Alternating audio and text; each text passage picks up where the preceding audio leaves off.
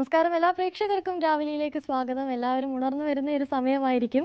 ഇന്ന് ഒരുപാട് വാർത്തകളൊക്കെയുള്ള ഒരു ദിവസമാണ്. പ്രധാനമായും വനിതാ ക്രിക്കറ്റ് ലോകകപ്പ് അത് ഇന്ത്യയുടെ ചുണക്കുട്ടികൾ സ്വന്തമാക്കിയിരിക്കുന്നു എന്നുള്ള സന്തോഷകരമായ വാർത്തയാണ് ആദ്യം തന്നെ പറയാനുള്ളത്. മറ്റൊന്ന്, ഇന്നലെ അർദ്ധരാത്രി ഒരു ദുഃഖകരമായ വാർത്ത കൂടി സംഭവിച്ചിട്ടുണ്ട്. ഒരു 19-കാരിയായ പെൺകുട്ടിയെ വർക്കലയിൽ വെച്ച് ഒരാൾ ട്രെയിനിൽ നിന്ന് തള്ളി താഴെയിടുന്ന ഒരു വാർത്തയായിരുന്നു. അത് താഴെ ഇട്ടു എന്നുള്ള ഒരു വാർത്തയായിരുന്നു. അതുമായി ബന്ധപ്പെട്ടുള്ള കൂടുതൽ അപ്ഡേഷൻസ് ഒക്കെ വരാനുണ്ട്. ബീഹാർ ഇലക്ഷനുമായി ബന്ധപ്പെട്ടുള്ള വാർത്തകളൊക്കെ ചർച്ച ചെയ്യാനുണ്ട്. ആദ്യം നമുക്ക് നോക്കാം ഇന്നത്തെ പ്രധാന തലക്കെട്ടുകൾ. വിശ്വം കീഴടക്കി ഇന്ത്യൻ വനിതകൾ. വനിതാ ഏകദിന ക്രിക്കറ്റിൽ കന്നി കിരീടം. ദക്ഷിണാഫ്രിക്കയെ തകർത്തത് 52 റൺസിന്. ഷഫാലി വർമ്മ കളിയിലെ താരം. Deepti Sharma player of the tournament. ടീമിന് ആശംസാ പ്രവാഹം.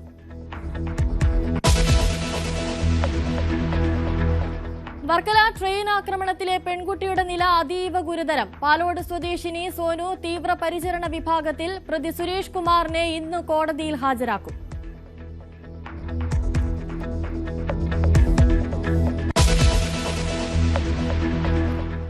മമ്മൂട്ടിയോ ആസിഫ് അലിയോ മറ്റാരെങ്കിലുമോ? ആരാകും മികച്ച നടൻ? സംസ്ഥാന ചലച്ചിത്ര പുരസ്കാരം ഇന്ന് പ്രഖ്യാപിക്കും. നടിമാരുടെ പട്ടികയിൽ അനശ്വര രാജനും നസ്രിയയും കനി കുസൃതിയും.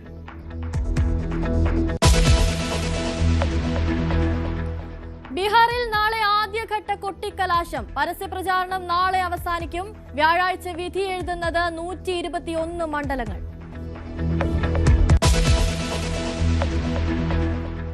സുഡാനിൽ ആഭ്യന്തര കലാപം അതിരൂക്ഷം. RSFന്റെ മനുഷ്യാവകാശ ലംഘനങ്ങളുടെ തെളിവുകൾ നിരത്തി SAF. അടിയന്തര വെടിനിർത്തലിന് ആഹ്വാനം ചെയ്ത് മാർപ്പാപ്പ. നൈജീരിയയെ ആക്രമിക്കാൻ ഒരുങ്ങി അമേരിക്ക. സൈനിക നടപടിക്ക് ഡൊണാൾഡ് ട്രംപിന്റെ നിർദ്ദേശം. വിമർശനവുമായി Nigerian president Bola Ahmed Tinubu. മതപരമായ അസഹിഷ്ണുതയുള്ള രാജ്യമായി ചിത്രീകരിക്കുന്നു. നൈജീരിയയുടെ പരമാധികാരത്തെ അമേരിക്ക ബഹുമാനിക്കണമെന്നും ബോല.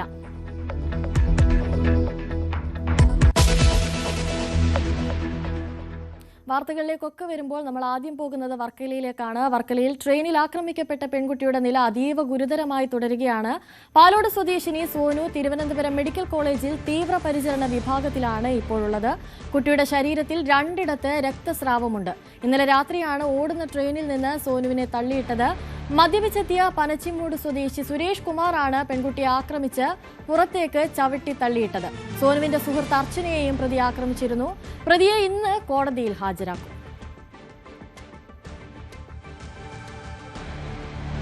ഡാൻ കുര്യൻ കൂടുതൽ വിവരങ്ങളുമായി ചേരുന്നുണ്ട്. ഡാൻ, പെൺകുട്ടി അതീവ ഗുരുതരാവസ്ഥയിൽ തുടരുന്നു എന്നുള്ള വിവരങ്ങളായിരുന്നു അവസാനമായി പുറത്തുവന്നത്. എന്താണ് നിലവിലെ സ്ഥിതി? പ്രതിയെ ഇന്ന് കോടതിയിൽ ഹാജരാക്കുകയാണല്ലോ. ഇപ്പോഴും ഗുരുതരാവസ്ഥയിൽ തന്നെ തുടരുകയാണ് ഈ 19 വയസ്സുകാരി. ആന്തരിക രക്തസ്രാവമാണ് ഇവരുടെ ആരോഗ്യനില ആശങ്കാജനകമാകുന്ന ഒരു തലത്തിലേക്ക് എത്തിച്ചത്. തലയ്ക്കും അതോടൊപ്പം അടിവയറിന്റെ ഭാഗത്തുമാണ് ഇവർക്ക് പരിക്കേറ്റിരിക്കുന്നത്, സാരമായ പരിക്കേറ്റിരിക്കുന്നത്. ആദ്യം വർക്കലയിലെ മിഷൻ ആശുപത്രിയിൽ എത്തിച്ച ശേഷം പിന്നീട് അവിടെ നിന്ന് മെഡിക്കൽ കോളേജ് ആശുപത്രിയിലേക്ക്, തിരുവനന്തപുരം മെഡിക്കൽ കോളേജ് ആശുപത്രിയിലേക്ക് ഈ 19-കാരിയെ എത്തിക്കുകയായിരുന്നു. അവിടെ ആദ്യം തീവ്രപരിചരണ വിഭാഗത്തിലും പിന്നീട് വെന്റിലേറ്ററിലേക്ക് മാറ്റുന്ന സാഹചര്യമാണ് ഉണ്ടായത്. എന്തായാലും റെയിൽവേയിലെയും ഉന്നത ഉദ്യോഗസ്ഥരടക്കം ഈ സ്ഥലത്ത് ആശുപത്രിയിൽ ക്യാമ്പ് ചെയ്യുന്നുണ്ട്. രാത്രി വൈകിയും എന്താണ് ആരോഗ്യസ്ഥിതി, എങ്ങനെയാണ് മറ്റ് കാര്യങ്ങളൊക്കെയെന്ന് അതിന്റെ നടപടിക്രമങ്ങൾ നിരീക്ഷിക്കുന്നതിനും അത് ഏകോപിപ്പിക്കുന്നതിനുമായി റെയിൽവേയുടെ ഉദ്യോഗസ്ഥരടക്കം മെഡിക്കൽ കോളേജ് ആശുപത്രിയിലുണ്ട് എന്നാണ് നമുക്ക് ലഭിക്കാൻ കഴിയുന്ന വിവരങ്ങൾ. എന്തായാലും ആരോഗ്യനില മാറ്റമില്ലാതെ തുടരുന്നു എന്നാണ് ഏറ്റവും ഒടുവിൽ ലഭിക്കുന്ന സൂചനകളും. അതേസമയം നമ്മളിപ്പോൾ ഉള്ളത് റെയിൽവേ പോലീസിന്റെ തിരുവനന്തപുരത്ത് തമ്പാനൂരുള്ള സ്റ്റേഷന്റെ മുമ്പിലാണ്. അവിടെയാണ് RPF ഉദ്യോഗസ്ഥരുടെ നേതൃത്വത്തിൽ ഈ സുരേഷ് കുമാറിനെ ഇന്നലെ മുതൽ വിശദമായി ചോദ്യം ചെയ്യാനുള്ള ശ്രമം നടത്തിയത്. പക്ഷേ ഇയാൾ മദ്യലഹരിയിലായിരുന്നതിനാൽ പരസ്പര വിരുദ്ധമായ കാര്യങ്ങൾ മാത്രമാണ് ഇന്നലെയും ഉദ്യോഗസ്ഥരോട് ഈ ചോദ്യം ചെയ്യലിനിടെ പങ്കുവച്ചത്. അതുകൊണ്ട് കൂടുതൽ വിശദാംശങ്ങൾ എന്തിനാണിത് ചെയ്തതെന്നോ അതിലേക്ക് നയിച്ച പ്രകോപനം എന്തെന്നോ ഒന്നും വ്യക്തമാക്കാൻ അയാൾ തയ്യാറായിരുന്നില്ല. മാത്രവുമല്ല, താനല്ല ഇത് ചെയ്തത്, മറ്റൊരു ഇതര സംസ്ഥാനക്കാരനാണ് എന്ന് പറഞ്ഞ് ഒഴിഞ്ഞു മാറാനുള്ള ശ്രമമാണ് സുരേഷ് കുമാറിന്റെ ഭാഗത്തുനിന്നുണ്ടായത്. പക്ഷേ ഇയാൾക്കെതിരെ മറ്റേതെങ്കിലും ക്രിമിനൽ കേസുകളോ ഏതെങ്കിലും ഇത്തരത്തിലുള്ള നേരത്തെ ഇതുമായി സമാനമായ തരത്തിൽ ആരെങ്കിലും ആക്രമിക്കുന്ന തരത്തിലുള്ള സ്വഭാവങ്ങൾ കാണിച്ചിട്ടുണ്ടോ എന്നതടക്കമുള്ള കാര്യങ്ങളൊക്കെ പോലീസിന്റെ സഹായത്തോടെ RPF പരിശോധിക്കുന്നുണ്ട്. എന്തായാലും കൃത്യമായ ഒരു ഉത്തരം ചോദ്യങ്ങളോട് പ്രതികരിക്കാൻ ഇയാൾ ഇതുവരെ തയ്യാറായിട്ടില്ല എന്നതാണ് ഉദ്യോഗസ്ഥർ നൽകുന്ന വിവരം. മദ്യലഹരിയൊക്കെ മാറിയതിനു ശേഷം വിശദമായ ചോദ്യം ചെയ്യലിലേക്ക് കടക്കാൻ തന്നെയാണ് തീരുമാനം. അതിന് മുന്നോടിയായി രാവിലെ കോടതിയിൽ ഹാജരാക്കുമെന്നാണ് അറിയാൻ കഴിയുന്നത്. ഞാൻ പ്രതി പറയുന്നു ഇത് താനല്ല ചെയ്തതെന്ന്. അപ്പോഴും ഈ ട്രെയിനിൽ ഉണ്ടായിരുന്ന ആളുകളും പെൺകുട്ടിയുടെ സുഹൃത്തും അടക്കം വ്യക്തമാക്കുന്നത് ഇയാൾ തന്നെയാണ് ചെയ്തത് എന്നതാണ്. അതൊക്കെ കൂടി പരിഗണിച്ച് നോക്കുമ്പോൾ ഇയാളുടെ ഭാഗത്തു നിന്നും എന്തെങ്കിലും തരത്തിലുള്ള മറുപടി പോലീസിന് ലഭിച്ചിട്ടുണ്ടോ? അങ്ങനെ എന്തെങ്കിലും വിവരം ലഭിക്കുന്നുണ്ടോ? ഞാനത് തന്നെയാണ് സൂചിപ്പിച്ചത്. ഇയാൾ മദ്യലഹരിയിലായിരുന്നതിനാൽ ചോദ്യങ്ങളോട് വ്യക്തമായ ഉത്തരമല്ല നൽകുന്നത്, പരസ്പര വിരുദ്ധമായാണ് സംസാരിക്കുന്നത്.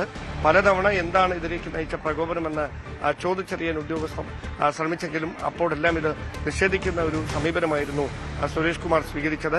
ഇതൊരു ഇതര സംസ്ഥാനക്കാരനാണ് ഇവരെ ആക്രമിക്കാൻ ശ്രമിച്ചത്, താൻ്റെ കണ്ണിന്റെ മുമ്പിൽ ഇത് കാണുകയായിരുന്നു എന്ന തരത്തിലുള്ള പരാമർശങ്ങളൊക്കെയാണ് മെഡിക്കൽ പരിശോധനയ്ക്കായി ആശുപത്രിയിൽ എത്തിച്ചപ്പോഴടക്കം മാധ്യമങ്ങളുടെ ചോദ്യങ്ങളോട് സുരേഷ് കുമാർ നടത്തിയത്. എന്തായാലും ഞാൻ ഈ മദ്യലഹരിയിൽ നിന്ന് മുക്തനായതിനു ശേഷം ഇയാളെ വിശദമായി ചോദ്യം ചെയ്യാൻ കഴിയുമെന്നൊരു പ്രതീക്ഷയിലാണ് RPF ഉള്ളത്. കോടതിയിൽ വൈകാതെ തന്നെ ഹാജരാക്കുമെന്നാണ് അറിയാൻ കഴിയുന്നത്. എന്തായാലും ഈ കുറ്റം ഇതുവരെ സമ്മതിക്കാൻ ഇയാൾ തയ്യാറായിട്ടില്ല. ഇത്രയധികം ആളുകൾ കണ്ടുകൊണ്ടിരുന്ന തിരക്കുള്ള ട്രെയിനിൽ കേരള എക്സ്പ്രസിന്റെ ജനറൽ കമ്പാർട്ട്മെന്റിൽ വെച്ച് ആളുകൾക്ക് മുമ്പിൽ വെച്ച് വളരെ അപ്രതീക്ഷിതമായി ഈ രണ്ട് പെൺകുട്ടികളെ ഒരു പ്രകോപനവുമില്ലാതെ ഒരു കാരണവുമില്ലാതെ ചവിട്ടി പുറത്തേക്ക് തള്ളിയിടാൻ ശ്രമിച്ച ഈ പ്രതിയുടെ നീക്കങ്ങൾ ആളുകൾ മുഴുവൻ കണ്ടുകൊണ്ടിരുന്നിട്ടും ഇരയായ ആൾ അബോധാവസ്ഥയിൽ മെഡിക്കൽ കോളേജ് ആശുപത്രിയിൽ അതീവ ഗുരുതരാവസ്ഥയിൽ തുടരുമ്പോഴും മറ്റൊരാൾ വേദനയോടെ തനിക്ക് നേരിട്ട അനുഭവം ഭയചകിതയായി മാധ്യമങ്ങളോട് വിളിച്ചു പറയുമ്പോഴുമെല്ലാം ഇത് ചെയ്തത് താനല്ല എന്ന ഒരു നിലപാടിൽ ഉറച്ചു നിൽക്കുകയായിരുന്നു സുരേഷ് കുമാർ. അയാളെ ഇപ്പോൾ RPFന്റെ ഉദ്യോഗസ്ഥർ വിശദമായി രാത്രി വൈകിയും ചോദ്യം ചെയ്തുകൊണ്ടിരിക്കുകയാണ്. ഞാൻ നിരവധി സുരക്ഷാ സംവിധാനങ്ങളുള്ള ഒരിടമാണ് റെയിൽവേ. അവിടെ ഇത്തരം ഒരു അപകടം ഉണ്ടാകുമ്പോൾ ഇപ്പോൾ അധികൃതരുടെ ഭാഗത്തു നിന്നും ഉണ്ടാകുന്ന പ്രതികരണം അതെന്താണ്?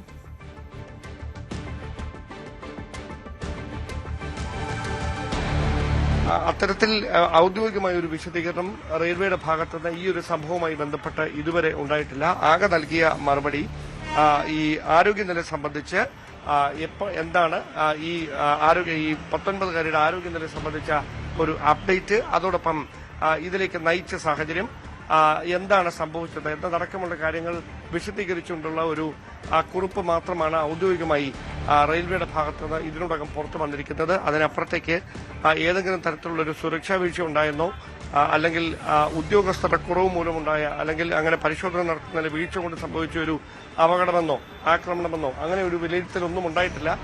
സാധാരണയായി എടുത്തു പറയേണ്ട കാര്യം, എല്ലാ ട്രെയിനുകളിലും ഏറ്റവും തിരക്കുള്ള ഒരു കമ്പാർട്ട്മെന്റാണ് ജനറൽ കമ്പാർട്ട്മെന്റ്. കാരണം എപ്പോഴും ആളുകൾ വന്ന് കയറുകയും ഇറങ്ങുകയും ചെയ്യുന്ന കമ്പാർട്ട്മെന്റ് ജനറൽ കമ്പാർട്ട്മെന്റ് ആയിരിക്കും. ഉദ്യോഗസ്ഥരുടെ സാന്നിധ്യം കൂടുതലായുള്ളത് AC കോച്ചുകളിലും അതോടൊപ്പം സ്ലീപ്പർ കോച്ചുകളിലുമൊക്കെയാകും. അവിടെയായിരിക്കും ഇടവേളകളിൽ ഉദ്യോഗസ്ഥർ നിരീക്ഷണത്തിനായി എത്തുന്നത്. പ്രത്യേകിച്ച് രാത്രിയാകുമ്പോൾ പലതവണ വന്നു പോകുന്നത് അവരുടെ പതിവാണ്. പക്ഷേ ജനറൽ കമ്പാർട്ട്മെന്റിൽ എത്ര കണ്ട് പരിശോധന നടക്കുന്നു എന്ന ചോദ്യവുമുണ്ട്. അതുമല്ല, അതിന്റെ ഡോറുകൾ എപ്പോഴും ഏതാണ്ട് തുറന്നിരിക്കുന്ന അവസ്ഥയിലായിരിക്കും. കാരണം അടുത്തടുത്ത് സ്റ്റോപ്പുകൾ ഉണ്ടാകുമ്പോൾ ജനറൽ കമ്പാർട്ട്മെന്റ് ഡോറുകൾ തുറന്നിരിക്കുന്ന അവസ്ഥയിലായിരിക്കും. അവിടെ ഡോറിന്റെ സൈഡിൽ ഇരുന്നുകൊണ്ട് യാത്ര ചെയ്യുന്നവർ നമ്മൾ പതിവായി കാണുന്നതാണ്. അവിടെ എഴുന്നേറ്റ് നിന്നുകൊണ്ട് അല്ലെങ്കിൽ പിടിച്ചു നിന്നുകൊണ്ട് ഈ ഡോറിന്റെ വിൻഡോയുടെ സൈഡിൽ തൂങ്ങി നിന്ന് യാത്ര ചെയ്യുന്നവരെ നമ്മൾ കാണുന്നതാണ്. അങ്ങനെ അപകടകരമായ നിലയിൽ യാത്ര ചെയ്യുന്നതിന്റെ പേരിൽ ഒരുപാട് മുന്നറിയിപ്പുകൾ ബോധവാന്മാരാക്കുന്നതിനുള്ള ശ്രമം, യാത്രക്കാരെ ബോധവാന്മാരാക്കുന്നതിനുള്ള ശ്രമമൊക്കെ റെയിൽവേയുടെ ഭാഗത്തുനിന്ന് പലപ്പോഴും ഉണ്ടാകാറുള്ളതാണ്. അങ്ങനെ ഇരിക്കെ ട്രെയിനിനുള്ളിൽ നിന്ന് തന്നെ പ്രകോപിതനായി ഒരാൾ ഇങ്ങനെ ചവിട്ടി പുറത്തേക്കിടാൻ നോക്കിയാൽ എന്ത് ചെയ്യും എന്നതാണ് അവർ തന്നെ നൽകുന്ന ഒരു വിശദീകരണം. അതായത് റെയിൽവേയുടെ ഭാഗത്തുനിന്ന് അനൌദ്യോഗികമായിട്ടെങ്കിലും പുറത്തു വരുന്ന ഒരു കാര്യം അത്തരത്തിലുള്ളൊരു വിശദീകരണമാണ്. അതിനപ്പുറത്തേക്ക് ഒരു ഔദ്യോഗികമായ വിലയിരുത്തൽ അല്ലെങ്കിൽ എന്താണ് സംഭവിച്ചത് എന്നതിനെ സംബന്ധിച്ച് ഔദ്യോഗികമായ ഒരു കുറിപ്പോ ഒരു പ്രതികരണമോ ഇതുവരെ ഉദ്യോഗസ്ഥരുടെ ഭാഗത്തുനിന്ന് ഉണ്ടായിട്ടില്ല. അത് ഇന്ന് ഉണ്ടാകാൻ തന്നെയാണ് സാധ്യത. ഞാൻ ഈ പെൺകുട്ടിയുടെ ആരോഗ്യസ്ഥിതിയിലേക്ക് വരുമ്പോൾ രണ്ടിടത്ത് രക്തസ്രാവമുണ്ട് എന്നുള്ള റിപ്പോർട്ടുകളൊക്കെ പുറത്തു വരുന്നുണ്ട്. അതിനെപ്പറ്റി എന്തെങ്കിലും കൂടുതൽ വിവരങ്ങൾ ലഭിക്കുന്നുണ്ടോ? ഒപ്പം ഈ പെൺകുട്ടിയുടെ സുഹൃത്തും യാത്രയിൽ ഒപ്പം ഉണ്ടായിരുന്നു. സുഹൃത്തിന് എന്തെങ്കിലും തരത്തിലുള്ള പരിക്കുകൾ ഉണ്ടായിരുന്നു? എന്തൊക്കെയാണ് വിവരങ്ങൾ അതിന്?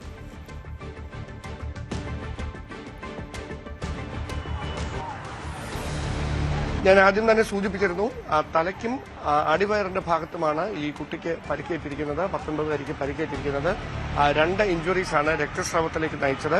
ആ രക്തസ്രാവം മാറ്റമില്ലാതെ തുടരുന്നതാണ് ഈ അബോധാവസ്ഥയിൽ തുടരുന്ന കുട്ടിയുടെ ആരോഗ്യനില തന്നെ ആശങ്കാജനകമാക്കുന്ന തരത്തിലേക്ക് കാര്യങ്ങൾ എത്തിച്ചത്. ആദ്യം വർക്കലയിലെ തന്നെ ഒരു ആശുപത്രിയിലാണ് ഇവരെ പ്രവേശിപ്പിച്ചതെങ്കിലും പിന്നീട് ഈ ആരോഗ്യനില മാറ്റമില്ലാതെ തുടരുകയും അബോധാവസ്ഥയിലാകുകയും ചെയ്ത ഒരു പശ്ചാത്തലത്തിലാണ് അവിടെ നിന്ന് ഉടൻ തന്നെ മെഡിക്കൽ കോളേജ് ആശുപത്രിയിലെ തീവ്രപരിചരണ വിഭാഗത്തിലേക്ക് എത്തിക്കുന്ന സാഹചര്യമുണ്ടായത്.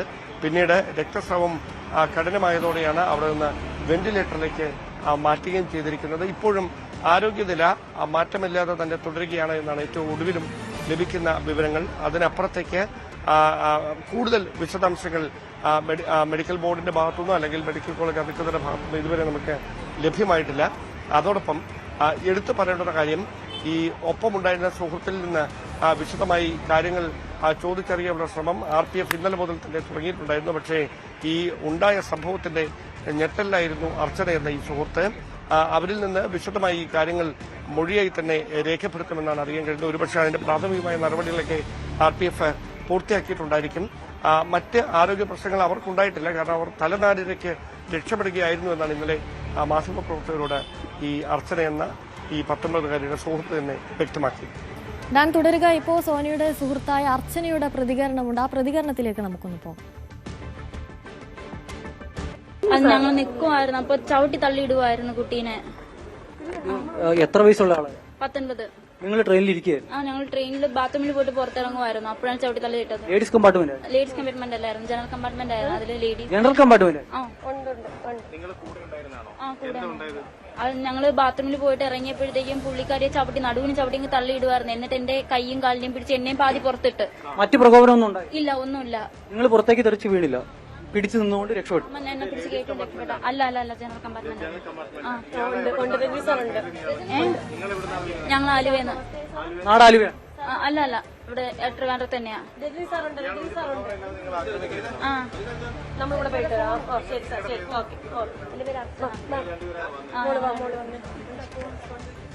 ഡാൻ തുടരുന്നുണ്ട് കൂടുതൽ വിവരങ്ങളുമായി. ഡാൻ, പെൺകുട്ടി പറയുന്നത് പുറത്തേക്ക് നോക്കി നിന്നപ്പോൾ ചവിട്ടി താഴെയിട്ടു എന്നാണ്. ഇത്രയും അധികം തിരക്കുള്ള ഒരു ട്രെയിൻ, പ്രത്യേകിച്ച് ജനറൽ കമ്പാർട്ട്മെന്റ്, നമ്മൾ സ്വാഭാവികമായി ചിന്തിക്കുകയാണെങ്കിൽ ജനറൽ കമ്പാർട്ട്മെന്റിലാണ് കൂടുതൽ സുരക്ഷയൊക്കെ വേണ്ടത് മറ്റ് കമ്പാർട്ട്മെന്റുകളെ അപേക്ഷിച്ച്. കാരണം സാധാരണക്കാരായ ഒരുപാട് ജനങ്ങൾ യാത്ര ചെയ്യുന്ന ഒരു കമ്പാർട്ട്മെന്റാണ് ജനറൽ കമ്പാർട്ട്മെന്റ്. ആ ഒരിടത്താണ് ഇത്തരം ഒരു വലിയ അപകടം സംഭവിച്ചിരിക്കുന്നത്.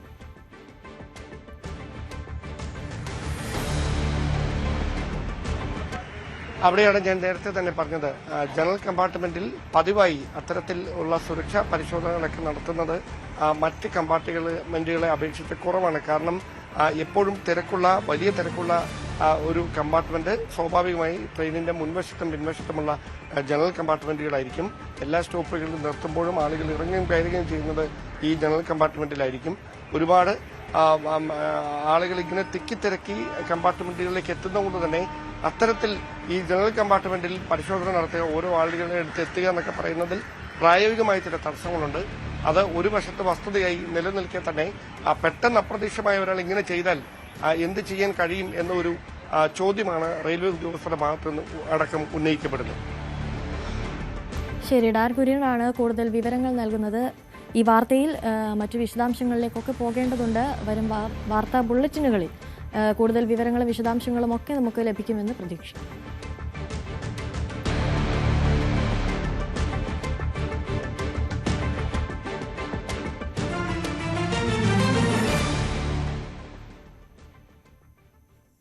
രാവിലെയിൽ ഇനിയൊരു ഇടവേളയാണ്. ഇടവേളയ്ക്ക് ശേഷം മടങ്ങിയെത്താം.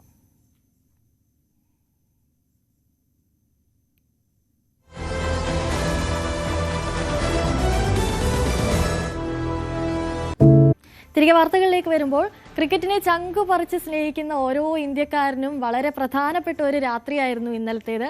വനിതാ ഏകദിന ക്രിക്കറ്റിൽ ഇന്ത്യ വിശ്വവിജയികളായിരിക്കുകയാണ്. ദക്ഷിണാഫ്രിക്കയെ 52 റൺസിന് തകർത്താണ് ഇന്ത്യയുടെ ലോകകപ്പ് നേട്ടം.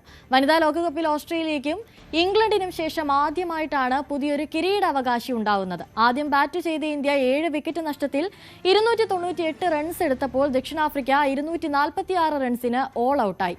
87 റൺസ് നേടിയതിന് പിന്നാലെ 2 വിക്കറ്റ് വീഴ്ത്തിയ ഷെഫാലി വർമ്മ കളിയിലെ താരമായപ്പോൾ 22 വിക്കറ്റും 215 റൺസും നേടിയ ദീപ്തി ശർമ്മയാണ് ടൂർണമെന്റിലെ താരം. കപിൽ ദേവിനും ധോണിക്കും രോഹിത് ശർമ്മയ്ക്കും ശേഷം ഇന്ത്യയെ ലോകത്തിന്റെ നെറുകയിലെത്തിക്കാൻ ഒരു വനിത, ഹർമൻപ്രീത് കൗർ. 2 പതിറ്റാണ്ട് മുമ്പ് 2005-ൽ ഇന്ത്യൻ ക്രിക്കറ്റിലെ വനിതാരത്നം മിഥാലി രാജ് കിരീട നേട്ടത്തിന് അരികിലെത്തിയതാണ്. പക്ഷേ തോറ്റു. 2017-ൽ മിതാലി നയിച്ച സംഘം ഒരിക്കൽ കൂടി തോറ്റു. ഓസ്ട്രേലിയയും ഇംഗ്ലണ്ടും മാത്രം ഭരിച്ച വനിതാ ലോകകപ്പ് വേദിയിൽ ഇത് പുതുയുഗമാണ്. ഇനി ഇന്ത്യൻ വനിതകളുടെ ഭരണം. കാലം കരുതി വെച്ചതുപോലെ പുതുയുഗ പിറവി. അവിശ്വസനീയ നിമിഷങ്ങളായിരുന്നു നവി മുംബൈയിൽ. മതിമറന്ന് ആഘോഷിച്ച് ഇന്ത്യ നേരം പുലരുവോളം. കപിൽ ദേവിന്റെ കിരീട നേട്ടത്തിൽ ആവേശം പൂണ്ടാണ് ഇന്ത്യൻ വനിതകൾ കളി തുടങ്ങുന്നത്. എത്രയോ വർഷങ്ങളുടെ കാത്തിരിപ്പാണിത്. മിതാലി രാജിന്റെയും ജുലൻ ഗോസ്വാമിയുടെയും അഞ്ജു ചോപ്രയുടെയും കണ്ണുകൾ നിറഞ്ഞു തുളുമ്പിയിട്ടുണ്ടാകുമെന്നുറപ്പ്. നിയോഗം ഹർമൻപ്രീത് കൗറിനും സംഘത്തിനുമാണെന്ന് മാത്രം. ടോസ് നഷ്ടപ്പെട്ടത് തിരിച്ചടിയായെന്ന് കരുതിയ മത്സരത്തിൽ വിജയത്തിനുള്ള അടിത്തറയിട്ടത് ഓപ്പണർമാരാണ്, സ്മൃതി മന്ദാനയും ഷെഫാലി വർമ്മയും. പരിക്കേറ്റ് ലോകകപ്പ് സംഘത്തിൽ ഉൾപ്പെടാതിരുന്ന ഷെഫാലി നോക്കൌട്ട് വേദിയിലാണ് തിരിച്ചെത്തുന്നത്. ഫൈനലിലെ 87 റൺസ് ഷെഫാലിക്കും ഇന്ത്യക്കും വിസ്മയമാണ്. ടൂർണമെന്റിലെ ഇന്ത്യയുടെ റൺ മെഷീൻ സ്മൃതി മന്ദാന 45 റൺസുമായി ഒപ്പം കൂടിയതോടെ ഓപ്പണിംഗ് വിക്കറ്റിൽ 104 റൺസിന്റെ കൂട്ടുകെട്ട് പിറന്നു. ദീപ്തി ശർമ്മയുടെ 58 റൺസും റിച്ച ഘോഷിന്റെ 34 റൺസും ചേർന്നതോടെ 298 എന്ന മോശമല്ലാത്ത ടോട്ടലിലേക്ക് എത്തി ഇന്ത്യ. നവി മുംബൈയിൽ 299 അത്ര ഗംഭീര വിജയലക്ഷ്യമല്ല എന്നായിരുന്നു പൊതുവിലയിരുത്തൽ. അത് ശരിവയ്ക്കും വിധത്തിലായിരുന്നു ദക്ഷിണാഫ്രിക്കൻ മറുപടിയും. ലോറ വോൾഫോർട്ടിന്റെ സെഞ്ചുറി കൂടിയായപ്പോൾ ഇന്ത്യ ഭയന്നു. ലോകകപ്പ് ഫൈനലിന്റെ സമ്മർദ്ദമാണ് ദക്ഷിണാഫ്രിക്കയെ ശരിക്കും തകർത്തത്. അർദ്ധ സെഞ്ചുറിക്ക് ശേഷം ദീപ്തി ശർമ്മ 5 വിക്കറ്റ് പ്രകടനവുമായി ഓൾറൗണ്ട് സ്റ്റാർ ആയതോടെയാണ് ദക്ഷിണാഫ്രിക്കയ്ക്ക് കാര്യങ്ങൾ കൈവിട്ടത്. മഴയിൽ വൈകിയ ഫൈനൽ കാണാൻ പാതിരാത്രി വരെ കാത്തിരുന്ന ആരാധകർക്ക് ലാഭം മാത്രം. വിശ്വജേതാക്കളുടെ പട്ടാഭിഷേകം നേരിൽ കാണുന്നതിനുമപ്പുറം എന്താനന്ദം. Sports desk, news 18. അതിശയിപ്പിക്കും വിധത്തിലായിരുന്നു ടൂർണമെന്റിൽ ഇന്ത്യയുടെ മുന്നേറ്റം. നോക്കൌട്ടിന് മുൻപുള്ള 7 മത്സരങ്ങളിൽ ജയിച്ചത് 3 എണ്ണത്തിൽ മാത്രം. ഫൈനലിലെത്തിയത് ലോക ക്രിക്കറ്റിലെ കരുത്തരായ ഓസ്ട്രേലിയയെ മറികടന്ന്. ഫൈനലിൽ പ്രതീക്ഷിച്ച ടോട്ടൽ പടുത്തുയർത്താൻ കഴിഞ്ഞില്ലെങ്കിലും ആത്മവിശ്വാസത്തെ കൂട്ടുപിടിച്ചായിരുന്നു ഇന്ത്യയുടെ ലോക കിരീട നേട്ടം.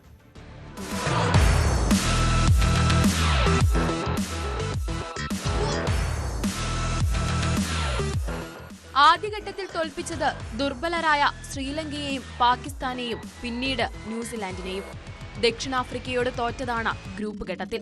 ഓസ്ട്രേലിയയോടും ഇംഗ്ലണ്ടിനോടും മുട്ടുമടക്കി. മഴ ഭാഗ്യമായി പെയ്തിറങ്ങിയതോടെ ഇന്ത്യ സെമിയിൽ. അവിടെ തുടങ്ങി ആരവം.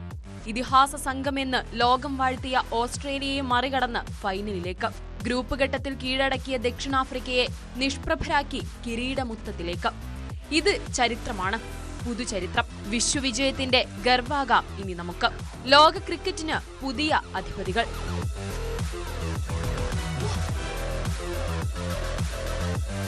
ലും 2017-ലും നോട്ടമിട്ട കിരീടം കൈപ്പിടിയിലായത് ഇപ്പോഴാണ്.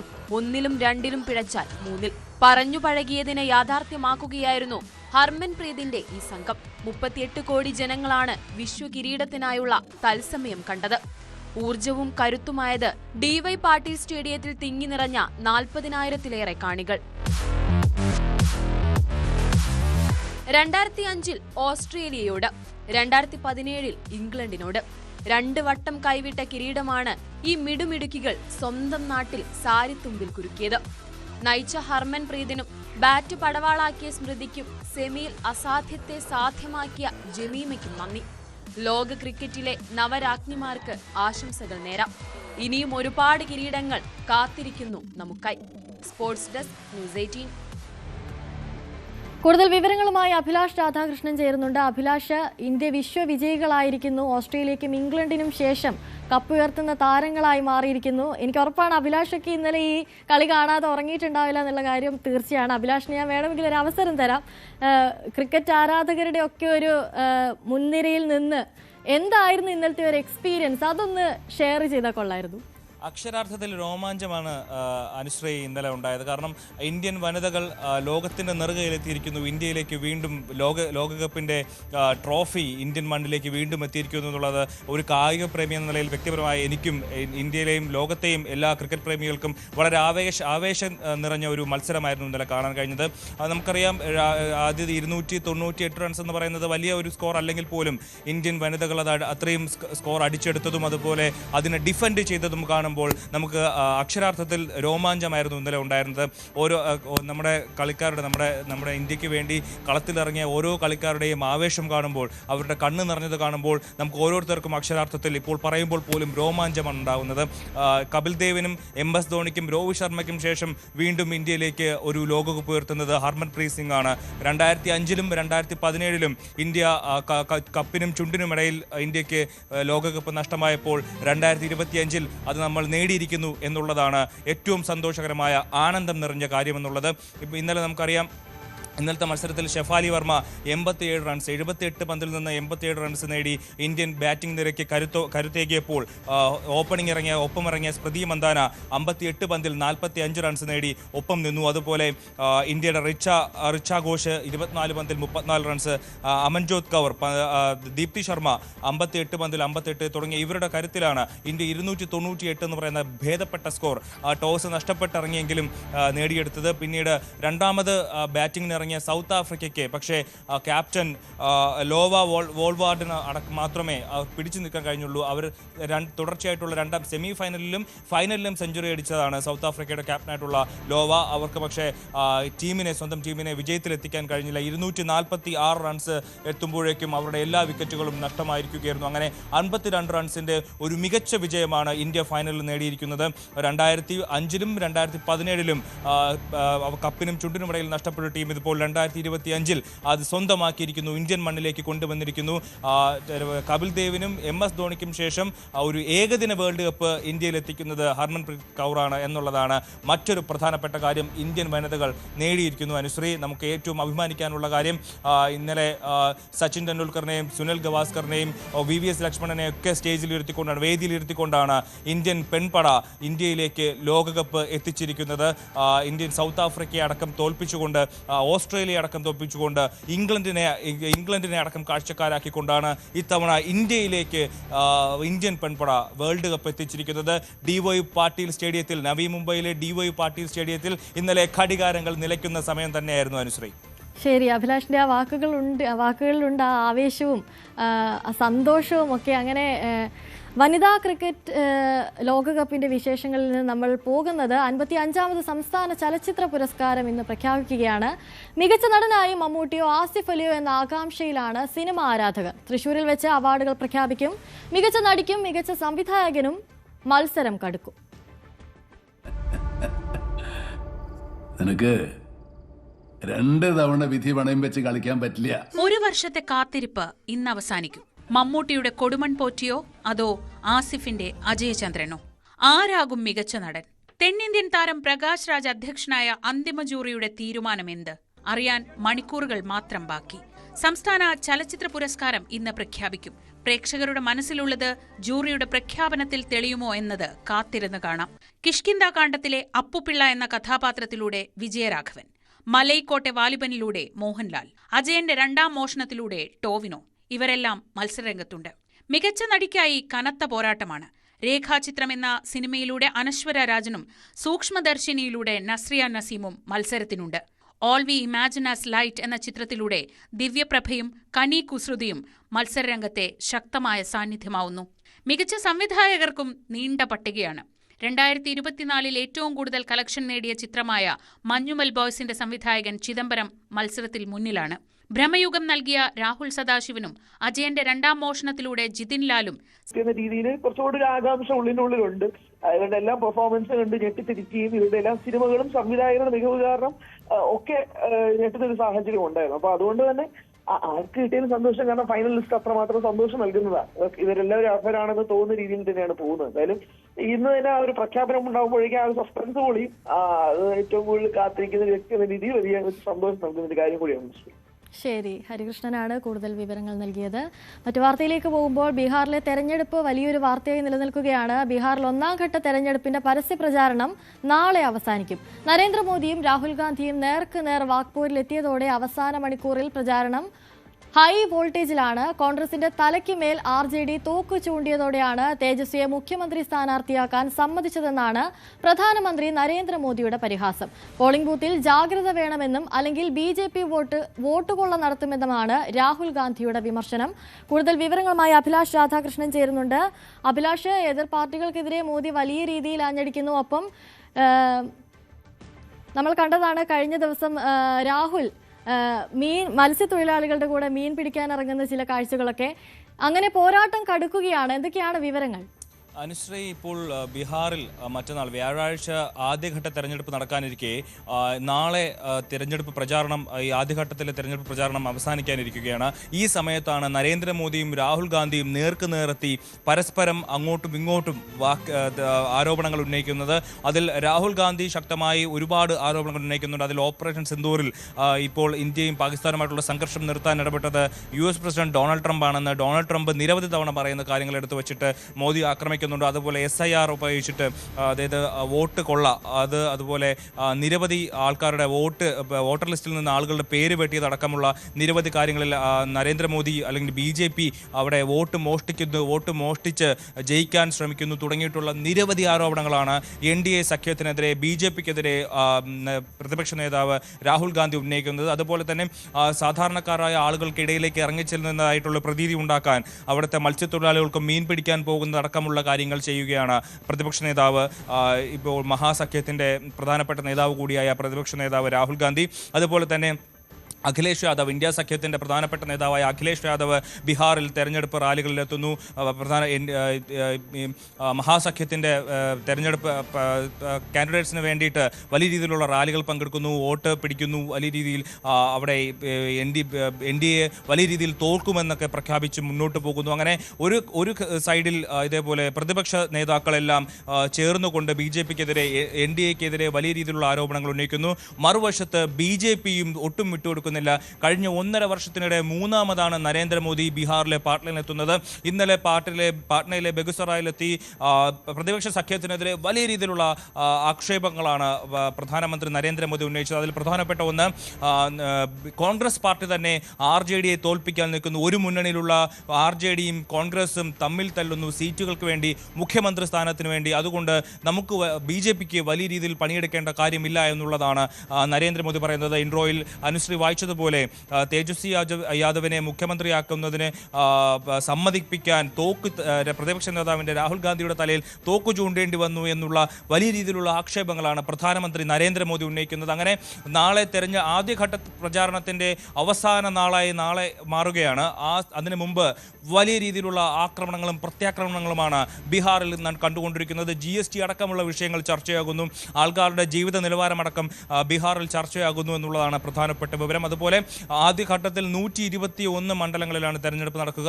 വ്യാഴാഴ്ച 6-ാം തീയതി, അതുപോലെ 11-ാം തീയതി ചൊവ്വാഴ്ച അടുത്ത് 122 മണ്ഡലങ്ങളിൽ തെരഞ്ഞെടുപ്പ് നടക്കും. നാളെ ആദ്യഘട്ട തെരഞ്ഞെടുപ്പിന്റെ പ്രചാരണം അവസാനിക്കാനിരിക്കുകയാണ്. മറ്റന്നാൾ ആദ്യഘട്ട തെരഞ്ഞെടുപ്പിന്റെ നിശബ്ദ പ്രചാരണം നടക്കും. അതേസമയം 10-ാം തീയതി വരെ 9-ാം തീയതി വരെ കൃത്യമായ രീതിയിലുള്ള തെരഞ്ഞെടുപ്പുകൾ 2ാം ഘട്ട മണ്ഡലങ്ങളിലും നടക്കും. അത് ഇതിനുശേഷം 11-ാം തീയതിയോടുകൂടിയാണ് പോളിംഗ് അവസാനിക്കുക. അതിനുശേഷം റിസൾട്ട് വരും. ഇപ്പോൾ നിലവിൽ ബീഹാറിൽ അതിശക്തമായ പ്രചാരണമാണ് നടന്നുകൊണ്ടിരിക്കുന്നത്. NDAയും അതുപോലെ തന്നെ മഹാസഖ്യവും തമ്മിൽ. നിലവിൽ NDA ഭരിക്കുന്ന മുന്നണിക്ക് 132 സീറ്റുകളാണ് ബീഹാറിലുള്ളത്. പ്രതിപക്ഷ സഖ്യത്തിന് 110 സീറ്റും AIMIMന് 1 സീറ്റുമുണ്ട്. അങ്ങനെ 200 ആകെ, അതായത് 12 സീറ്റുകളുടെ 22 സീറ്റുകളുടെ വ്യത്യാസത്തിലാണ് ഇപ്പോൾ അവിടെ ഒരു സർക്കാർ മുന്നോട്ട് പോകുന്നത്. അതിനെ അട്ടിമറിച്ച് വീണ്ടും പ്രതിപക്ഷത്തിന് അധികാരത്തിലെത്താൻ കഴിയുമോ എന്നുള്ളതാണ് ഏറ്റവും പ്രധാനപ്പെട്ട കാര്യം. രാജ്യം ഉറ്റുനോക്കുന്ന ഒരു തെരഞ്ഞെടുപ്പ് കൂടിയാണ് ബീഹാറിൽ. കാരണം കഴിഞ്ഞ 4 തെരഞ്ഞെടുപ്പുകളിൽ മധ്യപ്രദേശ് ആയാലും അതുപോലെ മറ്റ് ഹരിയാന തുടങ്ങിയിട്ടുള്ള സംസ്ഥാനങ്ങളിലെല്ലാം വലിയ രീതിയിൽ, മഹാരാഷ്ട്ര ആയാലും അടക്കം വലിയ രീതിയിൽ പ്രതിപക്ഷ സഖ്യം വിജയിച്ചു വരുമെന്ന് കരുതിയെടുത്ത് അട്ടിമറി വിജയമാണ് BJPയുടെ ഭാഗത്തുനിന്നുണ്ടായത്, NDA സഖ്യത്തിന്റെ ഭാഗത്തുനിന്നുണ്ടായത്. അതുകൊണ്ട് തന്നെ ബീഹാറിൽ എന്താണ് സംഭവിക്കുക എന്നുള്ളത് ഏറ്റവും പ്രധാനപ്പെട്ട കാര്യമാണ്. പ്രതിപക്ഷ നേതാവ് രാഹുൽ ഗാന്ധി ഉന്നയിച്ച വോട്ട് ചോരി അടക്കം ഇനി ഒരു വലിയ ഹൈഡ്രജൻ ബോംബ് അടക്കം പൊട്ടാനുണ്ട് എന്നുള്ള ആരോപണങ്ങളടക്കം ഉന്നയിച്ചിരിക്കുന്ന ഒരു സാഹചര്യത്തിൽ കൂടിയാണ് ബീഹാർ തെരഞ്ഞെടുപ്പ് നടക്കുന്നത്. അതുതന്നെയാണ് അഭിലാഷ്, വലിയ തരത്തിലുള്ള ആക്ഷേപങ്ങൾ പരസ്പരം ഉന്നയിക്കുന്നു. അങ്ങനെ പരസ്യ പ്രചരണം ചൂട് പിടിച്ച് തന്നെ നടക്കുന്നു എന്ന് തന്നെ പറയാം. ആ സാഹചര്യത്തിൽ പരസ്യ പ്രചരണം നാളെ അവസാനിക്കുകയാണല്ലോ. അപ്പോൾ നിലവിലെ ഒരു സാഹചര്യം വെച്ച് ആരായിരിക്കും ബീഹാറിന്റെ മനസ്സിൽ എന്നാണ് കരുതുന്നത്? അനുശ്രീ, ഒന്നും പറയാൻ പറ്റാത്തൊരു സാഹചര്യമാണ്. കാരണം ഹരിയാനയിലെ തെരഞ്ഞെടുപ്പും മഹാരാഷ്ട്രയിലെ തെരഞ്ഞെടുപ്പും അതിന് നമുക്ക് മുമ്പിൽ ഒരു വലിയ തെളിവായി നിൽക്കുകയാണ്. പ്രതിപക്ഷ സഖ്യത്തിന് വലിയ രീതിയിൽ മുന്നേറാൻ കഴിയുമെന്ന് ഉണ്ടായിരുന്നൊരു സാഹചര്യമായിരുന്നു, പ്രത്യേകിച്ച് ഹരിയാനയിൽ. പക്ഷേ തെരഞ്ഞെടുപ്പ് റിസൾട്ട് വന്നപ്പോൾ നേരെ മറിച്ചായിരുന്നു സംഭവിച്ചത്. അതേപോലെ തന്നെയാണ് മഹാരാഷ്ട്രയിലും ഉണ്ടായത്. വലിയ രീതിയിലുള്ള മുന്നേറ്റം, അതായത് കോൺഗ്രസ് വലിയ രീതിയിൽ വിജയിച്ചുകൊണ്ടിരുന്ന മണ്ഡലമടക്കം ഒരു അനുകൂല സാഹചര്യം ഉണ്ടായിട്ടും കൈവിട്ട് കളയുന്ന ഒരു സാഹചര്യമായിരുന്നു ഈ 2 സംസ്ഥാനങ്ങളിലും ഉണ്ടായത്. മധ്യപ്രദേശിലും മറ്റൊന്നായിരുന്നില്ല സാഹചര്യം. അതുകൊണ്ട് തന്നെ ഇത്തവണ ബീഹാറിലും ശക്തമായ പോരാട്ടം നടക്കും. പക്ഷേ അന്തിമ വിജയം ആർക്കൊപ്പമാണെന്ന് വോട്ട് പെട്ടി തുറന്നാൽ മാത്രമേ നമുക്ക് മനസ്സിലാക്കാൻ കഴിയുള്ളൂ. ഇപ്പോൾ ബീഹാറിനെ സംബന്ധിച്ച് സമാസമമാണ്. 2 മുന്നണികൾക്കും കൃത്യമായ രീതിയിലുള്ള ശക്തി സംസ്ഥാനത്തുണ്ട്. അവർക്ക് പരസ്പരം സർക്കാരിനെതിരെ പറയാനും പ്രതിപക്ഷത്തിനെതിരെ പറയാനും 2 കൂട്ടർക്കും നിരവധി കാര്യങ്ങളുണ്ട്. പക്ഷേ ജനങ്ങളുടെ മനസ്സ് എങ്ങോട്ടേക്ക് ചായുമെന്നുള്ള കാര്യത്തിൽ ഒന്നും നമുക്ക് ഉറപ്പിച്ച് പറയാൻ പറ്റില്ല. കാരണം ഇത് ഇന്ത്യയാണ്, ഇന്ത്യയിലെ തിരഞ്ഞെടുപ്പാണ്, ഇവിടെ എന്തും സംഭവിക്കാമെന്നുള്ള സാഹചര്യമാണ്. ഇപ്പോൾ വോട്ട് ചോരി അടക്കം തെരഞ്ഞെടുപ്പ് കമ്മീഷൻ അടക്കം ഇത്തവണ തെരഞ്ഞെടുപ്പ് നടക്കുമ്പോൾ ചോദ്യമുനയിൽ നിൽക്കുന്ന ഒരു സാഹചര്യത്തിൽ ഭരണപക്ഷത്തിന്റെ കൂടെ നിൽക്കുന്ന ഒരു തെരഞ്ഞെടുപ്പ് കമ്മീഷനാണ് എന്നുള്ള ശക്തമായ ആരോപണങ്ങൾ അടക്കം നേരിടുന്ന ഒരു സാഹചര്യത്തിലാണ് ഇപ്പോൾ തെരഞ്ഞെടുപ്പ് നടക്കുന്നത്. മാത്രമല്ല SIR തീവ്ര വോട്ടർ പട്ടിക പരിഷ്കരണത്തിന് ശേഷം തെരഞ്ഞെടുപ്പ് നടക്കുകയാണ് ബീഹാറിൽ. 65 ലക്ഷത്തിലധികം ആളുകൾ വോട്ടർ പട്ടികയിൽ നിന്ന് പുറത്തായിരിക്കുന്ന ഒരു സാഹചര്യമുണ്ട്. അതിൽ ഏറിയ പങ്കും ഇന്ത്യ സഖ്യത്തിന്റെ, അതായത് മഹാസഖ്യത്തിന്റെ ആൾക്കാരാണെന്നുള്ള ആരോപണങ്ങൾ വരുന്നു. അങ്ങനെ വലിയ രീതിയിലുള്ള ആരോപണങ്ങളും പ്രത്യാരോപണങ്ങളുമായി മുന്നോട്ട് പോകുന്ന ഒരു തെരഞ്ഞെടുപ്പാണ് ബീഹാറിലേത്. ഒന്നുകൂടെ ഊന്നി പറയുന്നത് SIR നടപ്പിലാക്കിയ ശേഷം ആദ്യമായി നടക്കുന്ന തെരഞ്ഞെടുപ്പാണ് ബീഹാറിലേത്. അതുകൊണ്ട് തന്നെ അതിശക്തമായ രീതിയിലുള്ള മോണിറ്ററൈസിംഗ് ഉണ്ടാവും. അവിടെ ആളുകളെല്ലാം അത്രയും കാര്യങ്ങൾ ശ്രദ്ധിക്കും, മോണിറ്ററിംഗ് ഉണ്ടാവും. അതിനുശേഷമായിരിക്കും ഈ ഓരോ കാര്യങ്ങളും, അതായത് നേരത്തെ മഹാരാഷ്ട്രയിലടക്കം നടന്ന തെരഞ്ഞെടുപ്പിൻ്റെ, കർണാടകയിൽ നടന്ന തെരഞ്ഞെടുപ്പിൻ്റെയൊക്കെ വോട്ടർ ലിസ്റ്റും വോട്ടർ ലിസ്റ്റെല്ലാം പ്രതിപക്ഷ നേതാവ് ചോദിച്ചിരുന്നു. എന്നാൽ തെരഞ്ഞെടുപ്പ് കമ്മീഷൻ അത് കൊടുക്കാൻ തയ്യാറായിരുന്നതിൽ അവസാനം 300 കിലോയോളം പേപ്പറാണ് നൽകിയത്. അതിൽ നിന്നാണ് ഇത്തരത്തിൽ വോട്ട് ചോരി നടന്നു എന്നുള്ള കാര്യങ്ങളൊക്കെ പുറത്തു വന്നത്. അതുകൊണ്ട് തന്നെ ഇത്തവണ ബീഹാറിൽ നടക്കുന്ന തെരഞ്ഞെടുപ്പിൽ അതിസൂക്ഷ്മമായ രീതിയിലുള്ള തെരഞ്ഞെടുപ്പ് പ്രക്രിയകളെല്ലാം ഇന്ത്യ മുന്നണിയും മഹാസഖ്യവും പരിശോധിക്കുമെന്നുള്ളത് ഉറപ്പാണ്. അതുകൊണ്ട് തന്നെ ഇത്തവണ അത്തരത്തിൽ ഒരു ആരോപണവും ഉന്നയിക്കാനുള്ള ഒരു സാഹചര്യം ഉണ്ടാവാതെ അവർ ശ്രദ്ധിക്കുമെന്നുള്ളതാണ് നമുക്ക് മനസ്സിലാവുന്നത്. എന്തായാലും അതിശക്തമായ രീതിയിലുള്ള പോരാട്ടമാണ് പ്രതിപക്ഷ മുന്നണിയും ഭരണപക്ഷ മുന്നണിയും തമ്മിൽ അവിടെ കാഴ്ചവെക്കുന്നത്. ജനങ്ങളിലേക്ക് ഇറങ്ങിച്ചെല്ലാനുള്ള നീക്കങ്ങളാണ് പ്രതിപക്ഷ നേതാവ് നടത്തുന്നത്. അവിടുത്തെ സാധാരണക്കാരായിട്ടുള്ള മീൻപിടുത്ത തൊഴിലാളികൾക്കൊപ്പമടക്കം അവർ ഇറങ്ങി പ്രവർത്തിക്കുന്നു. അതുപോലെ GST വന്നത്, സംസ്ഥാനത്ത് GST കൊണ്ടുവന്നത് ബീഹാറിനെ സംബന്ധിച്ച് ചെറുകിട വ്യവസായികൾക്ക്, ചെറുകിട കച്ചവടക്കാർക്ക് എല്ലാം വലിയ രീതിയിൽ തിരിച്ചടിയായിട്ടുണ്ട്. പ്രധാനമന്ത്രി നരേന്ദ്രമോദി ഇൻഡസ്ട്രിയലിസ്റ്റുകളുടെ, അതായത് വ്യവസായികളുടെ തോഴരാണ്. അവരാണ് നരേന്ദ്രമോദിയെ നയിക്കുന്നത്, അവർക്ക് വേണ്ടിയാണ് നരേന്ദ്രമോദി ഭരിക്കുന്നത് തുടങ്ങിയിട്ടുള്ള ശക്തമായ ആരോപണങ്ങൾ പ്രതിപക്ഷ നേതാവ് ഉന്നയിക്കുമ്പോൾ തിരിച്ച് ജംഗിൾ രാജാണ് ഇന്ത്യ സഖ്യത്തിന്റെ കീഴിൽ ബീഹാറിൽ ഉണ്ടായിരുന്നത്. ജംഗിൾ രാജാണ്, അല്ലെങ്കിൽ പ്രതിപക്ഷ മുന്നണിയുടെ കീഴിൽ RJDയുടെ കീഴിൽ ബീഹാറിലുണ്ടായിരുന്നത് ജംഗിൾ രാജാണ്, ഗുണ്ടകളുടെ ഭരണമാണ് തുടങ്ങിയിട്ടുള്ള ആരോപണങ്ങളാണ് പ്രധാനമന്ത്രി നരേന്ദ്രമോദിയും NDA സഖ്യവും ഉന്നയിക്കുന്നത്. അമിത്ഷായും നരേന്ദ്രമോദിയും JP നഡ്ഡയും അടക്കം BJPയുടെ എല്ലാ തലതൊട്ടപ്പന്മാരും ഇപ്പോൾ ബീഹാറിലുണ്ട്.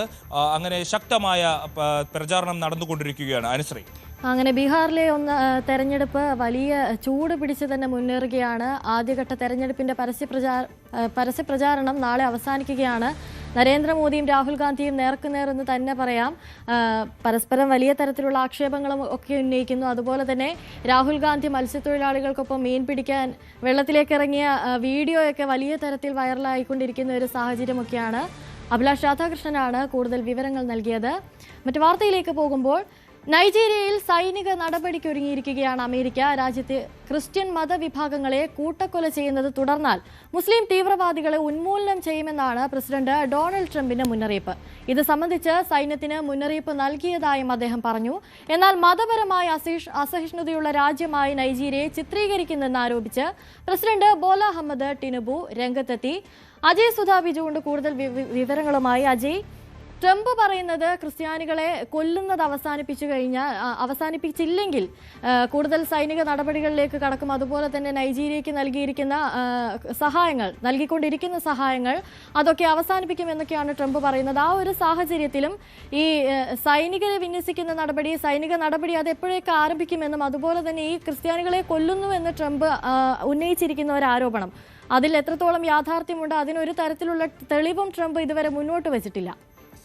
അനുശ്രീ, ഈ കഴിഞ്ഞ വെള്ളിയാഴ്ചയാണ് ട്രംപ് താൻ ക്രിസ്ത്യാനികളുടെ ഒരു രക്ഷകനായി രംഗത്ത് വരും. നൈജീരിയയിൽ ക്രിസ്ത്യാനികൾ വ്യാപകമായിട്ടുള്ള ആക്രമണങ്ങൾക്ക് വിധേയമാവുകയാണ്, മുസ്ലിം തീവ്രവാദികൾ ഇവരെ കൂട്ടക്കൊല ചെയ്യുന്നു എന്നെല്ലാം ആരോപിച്ച് കഴിഞ്ഞ വെള്ളിയാഴ്ചയാണ് ട്രംപ് രംഗത്ത് വന്നിരുന്നത്.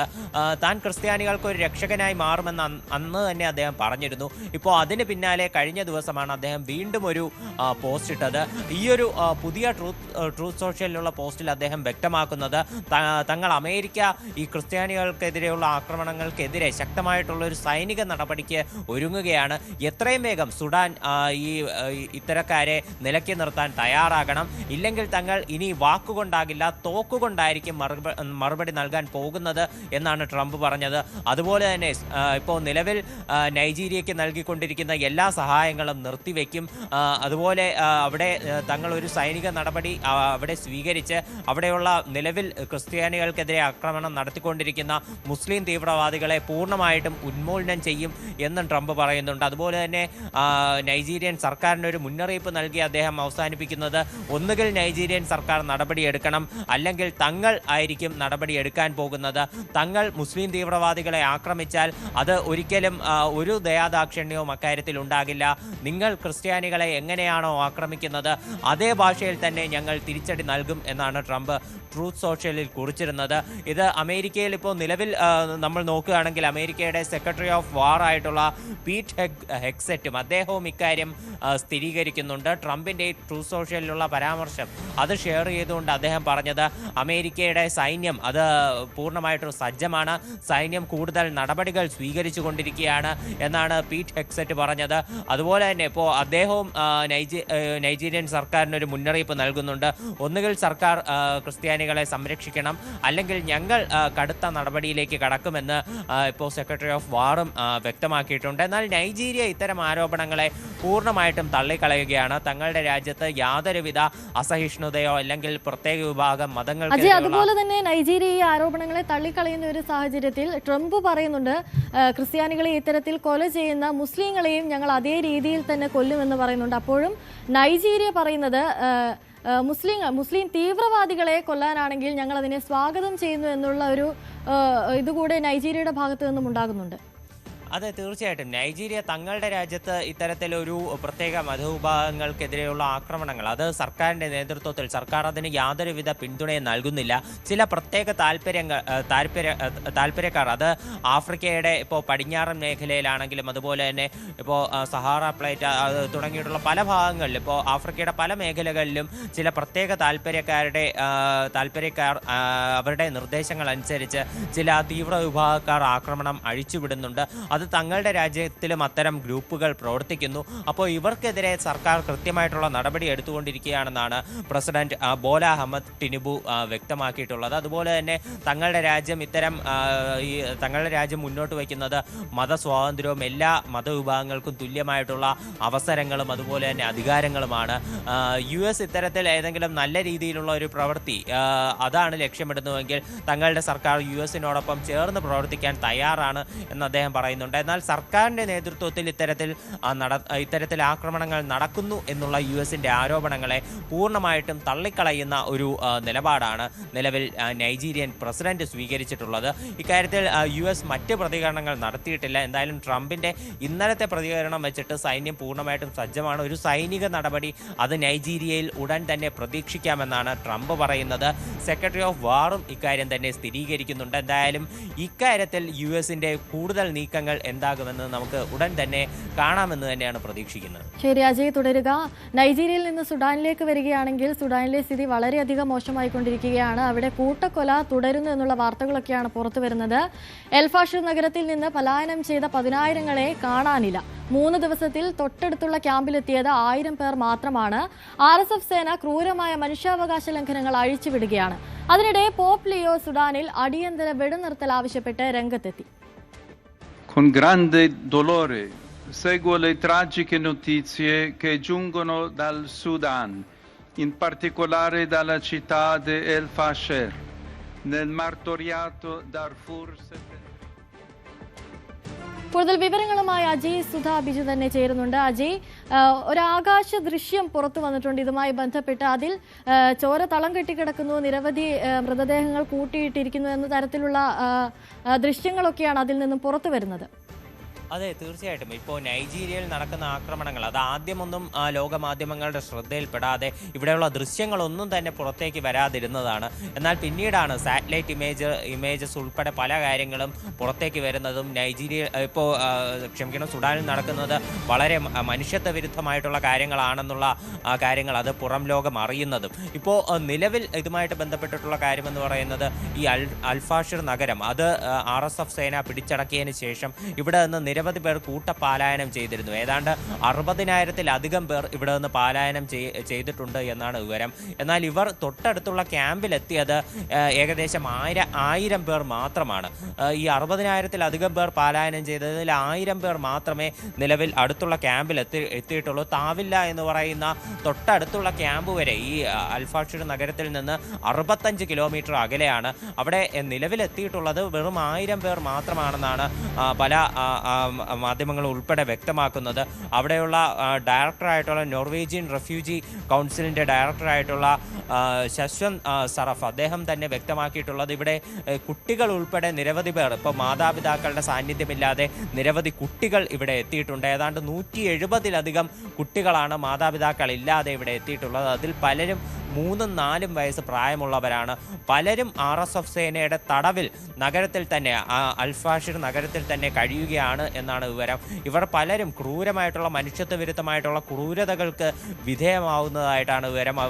ഇവരെ ഇപ്പോൾ ക്രൂരമായി മർദ്ദിക്കുന്നു, അതുപോലെ തന്നെ സ്ത്രീകളെ ബലാത്സംഗം ചെയ്യുന്നു, കുട്ടികളെ ഉൾപ്പെടെ കൊലപ്പെടുത്തുന്നു. ഇത്തരത്തിലുള്ള പല മനുഷ്യത്വ വിരുദ്ധമായിട്ടുള്ള ക്രൂരകൃത്യങ്ങളും ഈ RSF സേനയുടെ നേതൃത്വത്തിൽ അവിടെ നടക്കുന്നുണ്ട്. എന്തായാലും സുഡാനിലെ സാഹചര്യം വളരെ ആശങ്കാജനകമാണെന്ന് ഇപ്പോൾ നിരവധി ലോകരാജ്യങ്ങളും പറഞ്ഞിട്ടുണ്ട്. ജർമ്മനി, ജോർഡാൻ, അതുപോലെ തന്നെ ബ്രിട്ടൻ തുടങ്ങിയിട്ടുള്ള രാജ്യങ്ങൾ ഇവിടെ അടിയന്തര വെടിനിർത്തൽ വേണമെന്ന് ആവശ്യപ്പെട്ടിട്ടുണ്ട്. UN ഇവിടെ മാനുഷിക ഇടനാഴി കൊണ്ടുവരണം. അതുപോലെ തന്നെ ഈ പാലായനം ചെയ്യുന്ന ഇപ്പോൾ റെഫ്യൂജീസ് ആയിട്ടുള്ള ആളുകൾക്ക് തടസ്സമാവരുത്, ഇവർക്ക് ഒരു സുരക്ഷിതമായിട്ടുള്ള ഇടനാഴി ഒരുക്കണം എന്നും ഇപ്പോൾ മറ്റ് ആഫ്രിക്കൻ രാജ്യങ്ങളോട് ഉൾപ്പെടെ ഇവർ ആവശ്യപ്പെട്ടിട്ടുണ്ട്. എത്രയും വേഗം ഇവിടെ നടക്കുന്നത് സമാനതകളില്ലാത്ത മനുഷ്യാവകാശ ലംഘനമാണെന്നും UN പറഞ്ഞു. എത്രയും വേഗം ഇവിടെ നടപടി ഉണ്ടാകണം എന്നാണ് UN വ്യക്തമാക്കിയിട്ടുള്ളത്. അതുപോലെ തന്നെ നമ്മൾ ഇപ്പോൾ നോക്കുകയാണെങ്കിൽ നിരവധി ആളുകളും ഈ ഒരു വിഷയത്തിനെതിരെ രംഗത്ത് വന്നിട്ടുണ്ട്. പലരും ആരോപിക്കുന്നത് UAE ആണ് ഈ RSF സേനയ്ക്ക് ഫണ്ട് നൽകുന്നതെന്ന്. ഇപ്പോൾ നമ്മൾ നോക്കുകയാണെങ്കിൽ ഈജിപ്തിലുള്ള സുഡാൻ അംബാസഡർ ഉൾപ്പെടെ ഇക്കാര്യം ആരോപിച്ചുകൊണ്ട് രംഗത്തെത്തിയിട്ടുണ്ട്. അത് പറയുന്നത് ഇപ്പോൾ ഈ ഈജിപ്തിലുള്ള സുഡാൻ അംബാസഡർ ആണെങ്കിലും കാര്യം പറയുന്നത് ഇപ്പോൾ ഈ UAE ഇത്തരക്കാർക്ക് ഫണ്ട് നൽകുന്നു. ഇത്തരം ആക്രമണങ്ങൾ അത് തങ്ങളുടെ രാജ്യത്ത് അഴിച്ചുവിടാനായിട്ട് പല ആളുകളും പല ലോകരാജ്യങ്ങളും ഫണ്ട് നൽകുന്നുണ്ട്. ഇത്തരക്കാരുടെ താല്പര്യം തങ്ങളുടെ രാജ്യത്തുള്ള ഖനികൾ, സ്വർണ്ണ ഖനികൾ, അതുപോലെ തന്നെ വജ്രങ്ങൾ ഇവ തട്ടിയെടുക്കാൻ വേണ്ടിയാണ് എന്നുള്ള ആരോപണങ്ങളാണ് ഉന്നയിക്കുന്നത്. പലരും പല വൻകിട ശക്തികളും ഇക്കാര്യത്തിൽ മൗനം പുലർത്തുന്നതും ഈ ഒരു സ്ഥാപിത ലക്ഷ്യങ്ങൾക്ക് വേണ്ടിയിട്ടാണ്. ഈ സ്വർണ്ണ ഖനി ഉൾപ്പെടെ ലക്ഷ്യം വെച്ചിട്ടാണ് ഇത്തരക്കാർ മൗനം പാലിക്കുന്നത് എന്നാണ് ഈ ഒരു ആരോപണം ഒക്കെ ഉന്നയിക്കുന്നത്. അതുപോലെ തന്നെ പോപ്പ് ലിയോ ഇക്കാര്യത്തെ അനുശോചിച്ചുകൊണ്ട് രംഗത്തെത്തിയിട്ടുണ്ട്. ഈ അവിടെ നടക്കുന്നത് സുഡാനിൽ സ്ത്രീകളും കുട്ടികളും അടക്കം ക്രൂരമായിട്ടുള്ള പീഡനങ്ങൾക്ക് വിധേയമാക്കുന്നു. ഇതൊരിക്കലും അംഗീകരിക്കാൻ സാധിക്കാത്തതാണ് എന്നും പോപ്പ് ലിയോ പറഞ്ഞിട്ടുണ്ട്. എന്തായാലും എല്ലാ കണ്ണുകളും നിലവിൽ സുഡാനിലേക്കാണ്. കൂടുതൽ ലോകരാജ്യങ്ങൾ വിഷയത്തിൽ പ്രതികരിച്ചുകൊണ്ട് നിലവിൽ രംഗത്ത് വന്നുകൊണ്ടിരിക്കുകയാണ്. അനുശ്രീ, ശരി, സുഡാനിൽ കൂട്ടക്കൊല തുടരുകയാണ്. ഇതുമായി ബന്ധപ്പെട്ട് പുറത്തു വന്നിരുന്ന ബഹിരാകാശ ദൃശ്യങ്ങളൊക്കെ ഞെട്ടിക്കുന്നവയായിരുന്നു. അജയ് സുധ ബിജുവാണ് കൂടുതൽ വിവരങ്ങൾ നൽകിയത്. ലഹരി വേട്ടയ്ക്കിടെ വാഹനാപകടത്തിൽ മരിച്ച പോലീസ് ഉദ്യോഗസ്ഥൻ കാസർഗോഡ് ചെറുവത്തൂർ മയിച്ചയിലെ കെ സജീഷിന്റെ കുടുംബത്തിന് കരുതലായി പോലീസ് സേന. സജീഷിന്റെ ഭവന വായ്പ ബാധ്യത കേരള പോലീസ് ഹൌസിംഗ് സഹകരണ സംഘം ഏറ്റെടുത്തു. സംസ്ഥാന പോലീസ് മേധാവി റവാഡ ആസ ചന്ദ്രശേഖർ IPS ആധാരം കുടുംബത്തിന് കൈമാറി. ലഹരിമരുന്ന് കേസിലെ പ്രതിയെ പിടികൂടാനുള്ള ശ്രമത്തിനിടെയാണ് ബേക്കൽ ഡിവൈഎസ്പിയുടെ ഡാൻസ സ്ക്വാഡിലെ അംഗമായ സജീഷ് അപകടത്തിൽപ്പെടുന്നത്. വീട് നിർമ്മാണം അവസാന ഘട്ടത്തിൽ എത്തി നിൽക്കുകയായിരുന്നു സജീഷിന്റെ വിയോഗം. ഭാര്യ ഷൈനി, മക്കളായ ദിയ, ദേവജ് എന്നിവർക്കൊപ്പം നീലേശ്വരം പോലീസ് ക്വാർട്ടേഴ്സിലായിരുന്നു സജീഷ് താമസിച്ചിരുന്നത്. വീട് നിർമ്മിക്കാനായി കേരള പോലീസ് ഹൌസിംഗ് സഹകരണ സംഘത്തിൽ നിന്നും വായ്പയെടുത്തിരുന്നു. ഈ വായ്പയാണ് സംഘം എഴുതി തള്ളിയത്. കൂടാതെ 10 ലക്ഷം രൂപ വീട് നിർമ്മാണം പൂർത്തിയാക്കാനായി കുടുംബത്തിന് കൈമാറുകയും ചെയ്തു. സംസ്ഥാന പോലീസ് മേധാവി റവാഡ ആസ ചന്ദ്രശേഖർ IPS നേരിട്ടെത്തിയാണ് കുടുംബത്തിന് ആധാരം കൈമാറിയത്. പോലീസ് ഉദ്യോഗസ്ഥ സതീഷ് നമ്മുടെ SP സൂചിച്ച പ്രകാരം വളരെ നല്ല പോലീസ് ഓഫീസറാണ്. ഇവിടെ എസ്പെഷ്യലി നാർക്കോട്ടിക്സിനെതിരായിട്ടുള്ള ഡ്രൈവിലെ വളരെ നല്ല രീതിയിൽ പ്രവർത്തനം എടുക്കുന്നതാണ്. ദൗർഭാഗ്യവശാൽ അദ്ദേഹത്തിന് സംഭവിച്ചിട്ടുണ്ടായിരുന്നു, ഞങ്ങൾ നഷ്ടമായിട്ടുണ്ട്. പക്ഷെ ഞങ്ങൾക്കും കുടുംബങ്ങൾ നഷ്ടമാണെങ്കിൽ തന്നെ പക്ഷെ കുടുംബങ്ങളൊപ്പം ഞങ്ങളുണ്ട് എന്ന ഒരു കാര്യത്തിന് വേണ്ടി സൂചിപ്പിക്കാൻ വേണ്ടിയാണ് ഞങ്ങൾ എല്ലാ വന്നിട്ടുണ്ട്. ഞാനും എൻ്റെ അദ്ദേഹം SP വന്നിട്ടുണ്ട്, ഫാമിലി സന്ദർശിച്ചിട്ടുണ്ട്. അതോടൊപ്പം തന്നെ ഞങ്ങൾ കേരള പോലീസ് ഹൗസിംഗ് കോപ്പറേറ്റീവ് സൊസൈറ്റിയുടെ ഒരു നല്ലൊരു പ്രവർത്തനം നടക്കുന്ന സൊസൈറ്റിയാണ്. ആ സൊസൈറ്റിയിൽ നിന്ന് സതീഷിന് കുടുംബത്തിന് ആവശ്യത്തിൽ സഹായം ചെയ്യാനുണ്ട്. Kannur range DIG Yatish Chandra IPS, Kasaragod ജില്ലാ പോലീസ് മേധാവി BV വിജയഭരത് റെഡ്ഡി IPS, മറ്റ് പോലീസ് ഉദ്യോഗസ്ഥർ തുടങ്ങിയവർ ചടങ്ങിൽ സംബന്ധിച്ചു. ന്യൂസ് 18 നീലേശ്വരം. എറണാകുളം കോതമംഗലത്ത് വന്യമൃഗശല്യത്തെ പ്രതിരോധിക്കാനുള്ള ഫെൻസിംഗ് നിർമ്മാണത്തിൽ അശാസ്ത്രീയതയെന്ന ആരോപണം. പലയിടത്തും പണി പൂർത്തിയായിട്ടും ആനകൾ വേലി തകർക്കുന്നത് പ്രദേശവാസികളെ ആശങ്കയിലാക്കിയിരിക്കുകയാണ്. ഫെൻസിംഗിന് ചുറ്റുമുള്ള മരങ്ങൾ മുറിച്ചു മാറ്റാത്തതാണ് പ്രതിസന്ധി സൃഷ്ടിക്കുന്നതെന്നാണ് പരാതി.